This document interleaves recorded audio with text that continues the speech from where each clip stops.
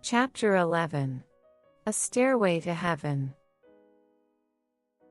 Jacob was running for his life. He had taken Esau's blessing, and now his brother was furious. His mother, Rebekah, told him to go to her brother Laban's house in Haran. Jacob traveled for many days. One night, as the sun set, he lay down on the ground, using a stone as a pillow. That night, he had a dream. In his dream, he saw a stairway reaching from the earth to heaven. Angels were going up and down the stairs. At the top stood God, who spoke to him. "I am the Lord, the God of your grandfather Abraham and your father Isaac. I am with you. I will give this land to you and your descendants. I will watch over you wherever you go, and I will bring you back to this land." When Jacob woke up, he was amazed. "Surely, God is in this place," he said. He took the stone he had used as a pillow and set it up as a pillar. He poured oil over it as an offering to God and named the place Bethel, which means house of God. Jacob made a vow. "If God will be with me and take care of me, I will serve him, and this place will be God's house." With a new heart and a new purpose, Jacob continued his journey, knowing that God was with him.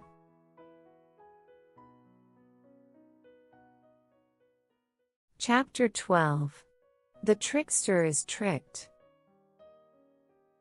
Jacob arrived in Haran, tired but hopeful. He found his uncle Laban and began working for him.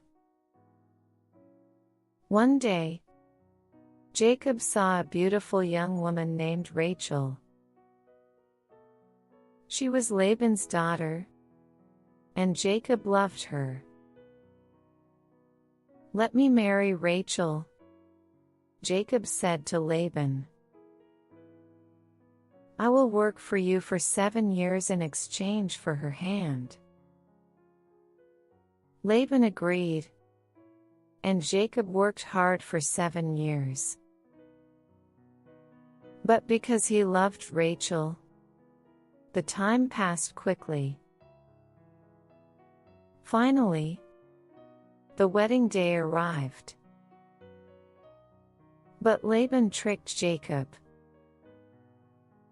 Instead of Rachel, he gave him Leah, Rachel's older sister. Jacob didn't realize until the next morning. Jacob was angry. "Why did you trick me?" he asked.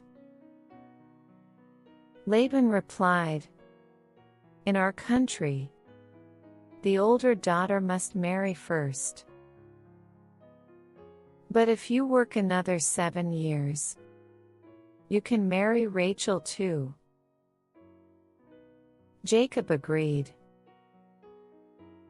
After 7 more years, he finally married Rachel. He loved her deeply, but now he had 2 wives, and life became complicated. God blessed Leah with many children, but Rachel had none. She prayed to God, and in time, he gave her a son, Joseph. After working for Laban for 20 years, Jacob wanted to return home. But Laban did not want him to leave because Jacob had become successful. So Jacob made a plan. One night, he gathered his family and all his flocks and secretly left. Laban chased after him, but God warned Laban in a dream not to harm Jacob. When they met, Jacob and Laban made a covenant, a promise to live in peace. Jacob was finally free. But he had one more challenge ahead: meeting his brother Esau again.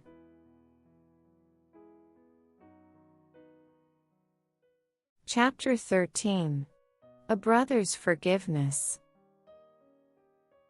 Jacob was returning home after many years.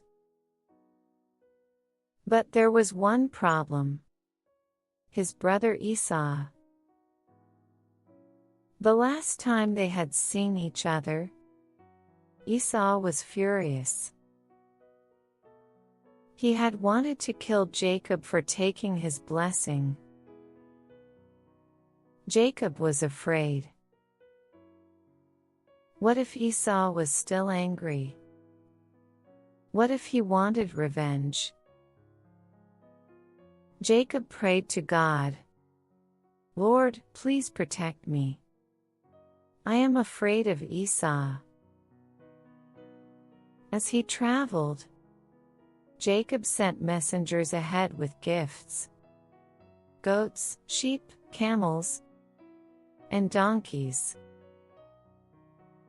"Tell Esau these are from his servant Jacob," he said. He hoped Esau would accept them. That night, something amazing happened. Jacob was alone, and a man appeared. They wrestled all night until dawn.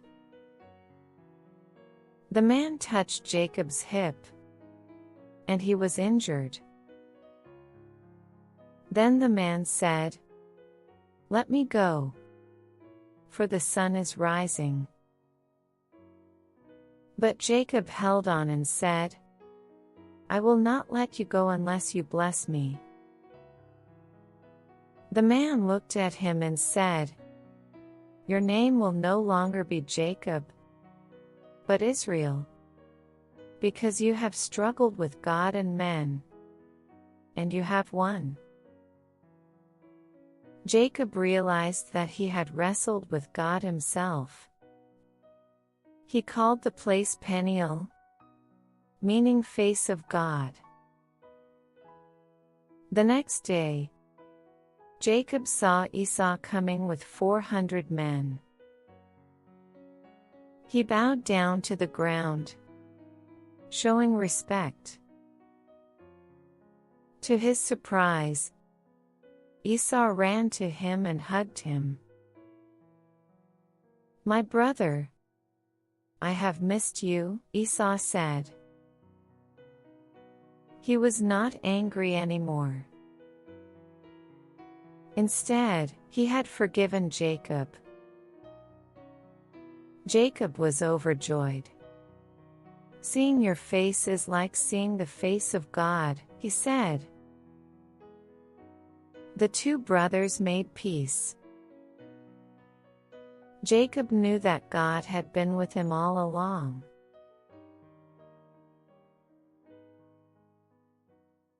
Chapter 14. A New Beginning in Canaan. Jacob and his family settled in Canaan, the land God had promised to his descendants. He had many children, and his household grew. But not everything was peaceful. One day, Jacob's daughter Dinah went to visit the women of the land. While she was there, something terrible happened. A prince named Shechem took her and treated her badly. Dinah's brothers were furious. Two of Jacob's sons, Simeon and Levi, decided to take revenge. They tricked the men of Shechem's city and later attacked them. Jacob was troubled. "You have made us enemies in this land," he said. "Now the people here will come against us." Jacob prayed, and God spoke to him. "Go to Bethel and build an altar there. I am with you." Jacob obeyed. Before leaving, he told his family, "Remove all foreign gods from among you. We must serve only the Lord." They gave him their idols and earrings, and Jacob buried them under a tree. As they traveled, God protected them. The surrounding cities did not attack them because God put fear in their hearts. When they arrived in Bethel, Jacob built an altar and worshipped God. Then, God appeared to him again. "Your name is no longer Jacob, but Israel," God said. "I will bless you and make you a great nation." Jacob's family continued their journey, but sorrow came. His wife Rachel gave birth to another son, Benjamin, but she died during childbirth. Jacob buried her and was heartbroken. Later, Jacob's father Isaac also passed away, and Esau and Jacob buried him together. Despite all the hardships, God was still with Jacob. His family was growing, and his promises were being fulfilled.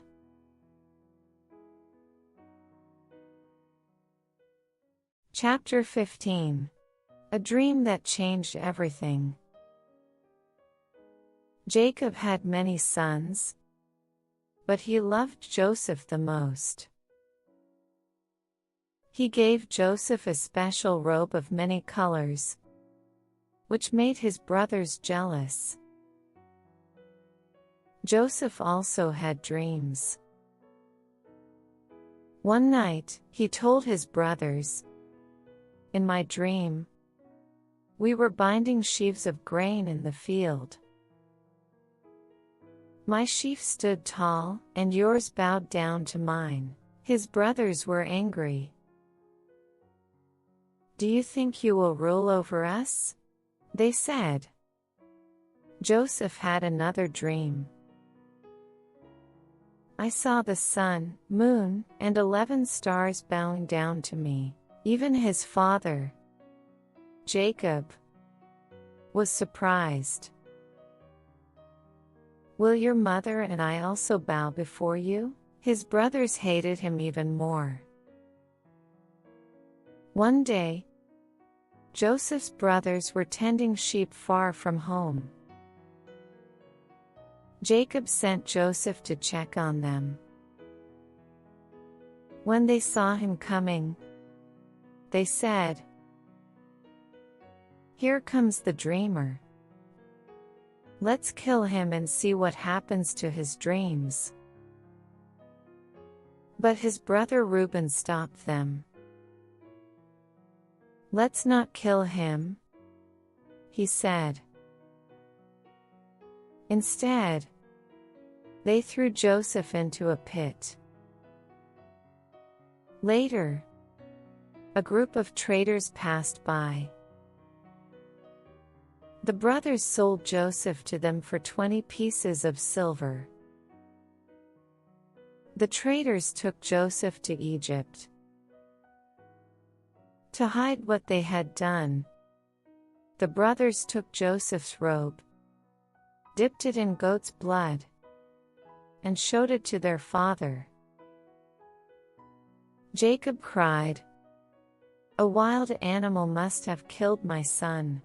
He was heartbroken. Meanwhile, Joseph arrived in Egypt. Though he had lost everything, God was still with him. Joseph's journey was just beginning.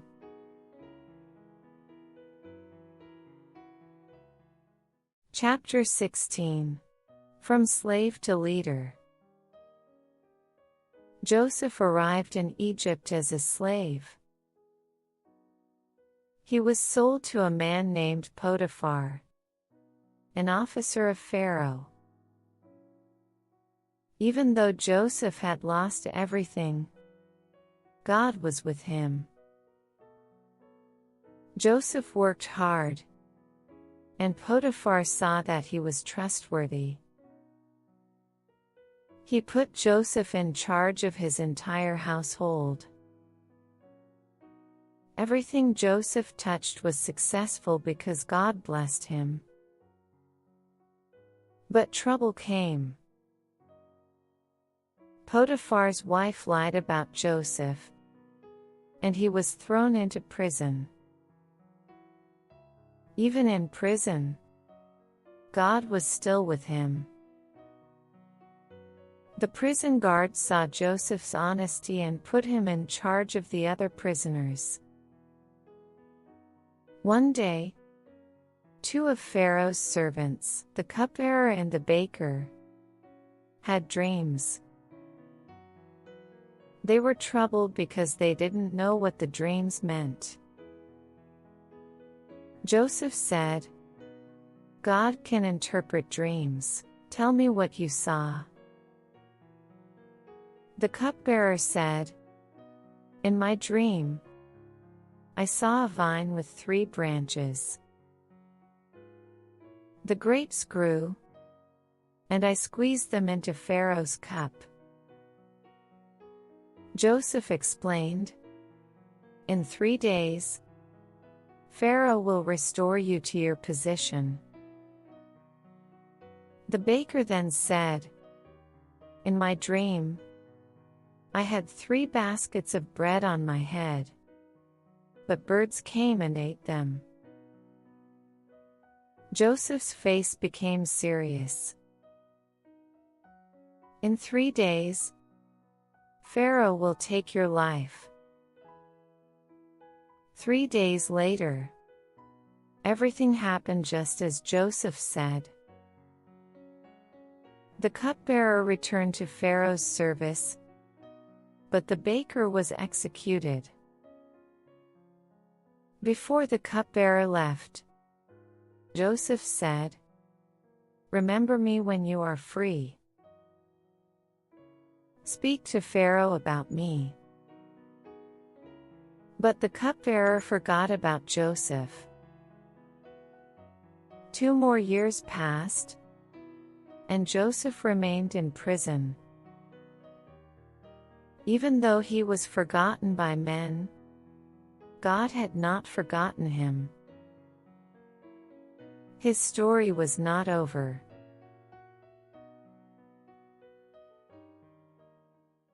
Chapter 17. From Prison to Palace. 2 years had passed, and Joseph was still in prison. Then, one night, Pharaoh had 2 strange dreams. He saw 7 fat cows being eaten by 7 thin cows. In the second dream, 7 healthy heads of grain were swallowed by 7 thin, dried-up heads. Pharaoh was troubled. He called all his wise men, but no one could explain the dreams. Then, the cupbearer remembered Joseph. When I was in prison, a young Hebrew man told me the meaning of my dream. Everything happened just as he said. Pharaoh immediately sent for Joseph. He was brought from the prison, washed, and given clean clothes. I heard you can interpret dreams, Pharaoh said. Joseph answered, I cannot, but God can. Pharaoh told Joseph his dreams, and Joseph explained, the two dreams have the same meaning. There will be 7 years of plenty, followed by 7 years of famine. God is warning Pharaoh so he can prepare. Pharaoh was amazed. What should we do? He asked. Joseph said, store extra food during the good years, so there will be enough during the famine. Pharaoh was impressed. Who is wiser than this man? God is with him. He made Joseph governor of Egypt, second only to Pharaoh. He gave Joseph a royal robe, a gold chain, and a chariot. Joseph was no longer a slave. He was a ruler. The 7 good years came, and Joseph stored grain in great storehouses. Then, the famine began. People from all over came to Egypt to buy food, including Joseph's own brothers. They did not know they were about to meet their lost brother. Joseph's story was not over yet.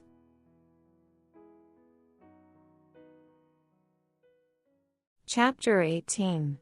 A Hidden Identity.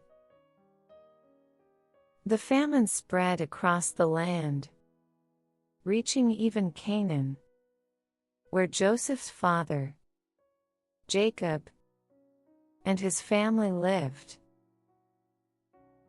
They had no food left.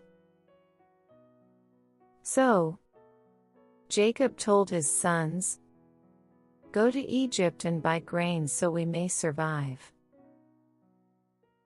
Joseph's brothers traveled to Egypt.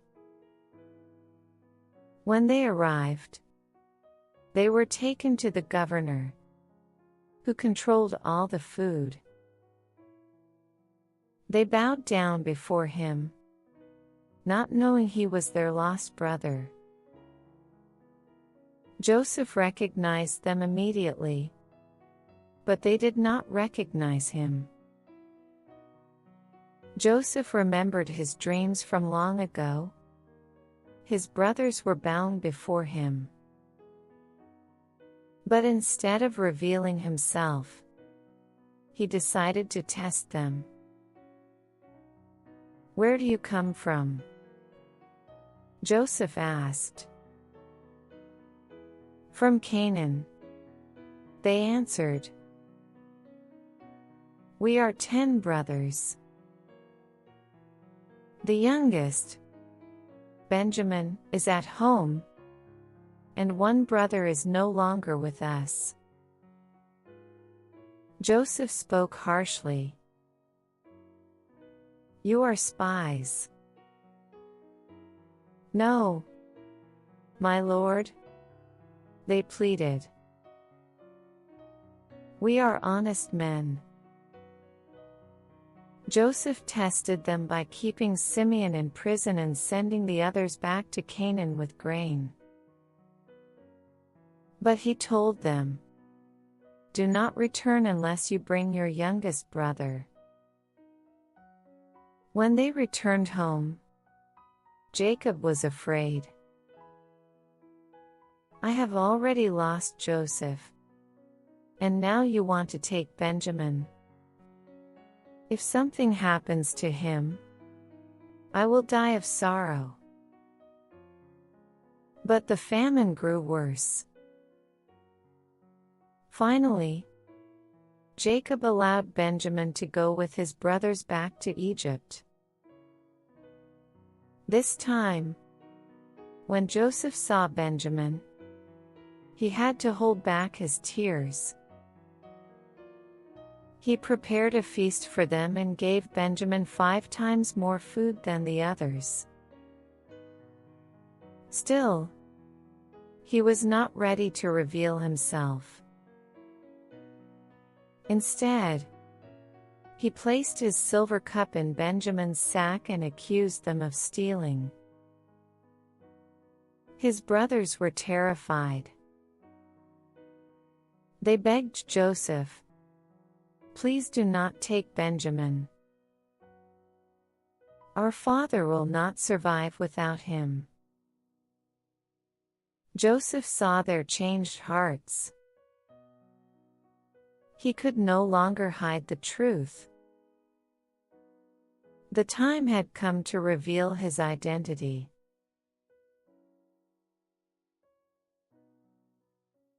Chapter 19. A tearful reunion. Joseph could no longer hold back his emotions. Seeing his brothers' changed hearts and their love for Benjamin, he knew it was time. He sent all the Egyptian servants out of the room. Then, he wept loudly and said, "I am Joseph. Is my father still alive?" His brothers were shocked and could not say a word. "Come closer," Joseph said. "Do not be afraid. You sold me into slavery, but God sent me ahead to save lives. There have been 2 years of famine, and there will be 5 more. God put me here so that you and our family would survive." Tears filled their eyes as they realized God had turned their evil into good. Joseph hugged Benjamin and wept. Then, he kissed each of his brothers and forgave them. "Go back to Canaan," Joseph told them. "Tell our father Jacob that I am alive. Bring him here to Egypt, and I will take care of all of you." Pharaoh heard about Joseph's brothers and was pleased.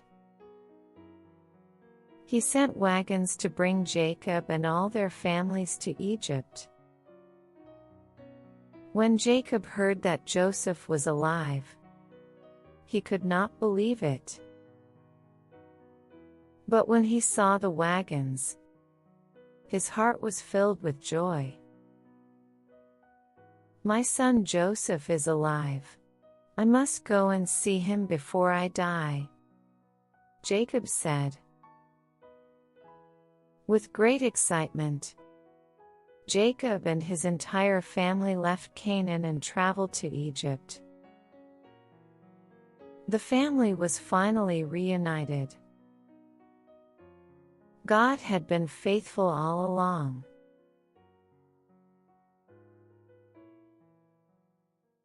Chapter 20. A new home in a foreign land.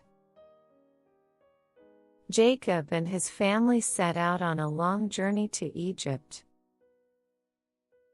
He was old, but his heart was full of joy.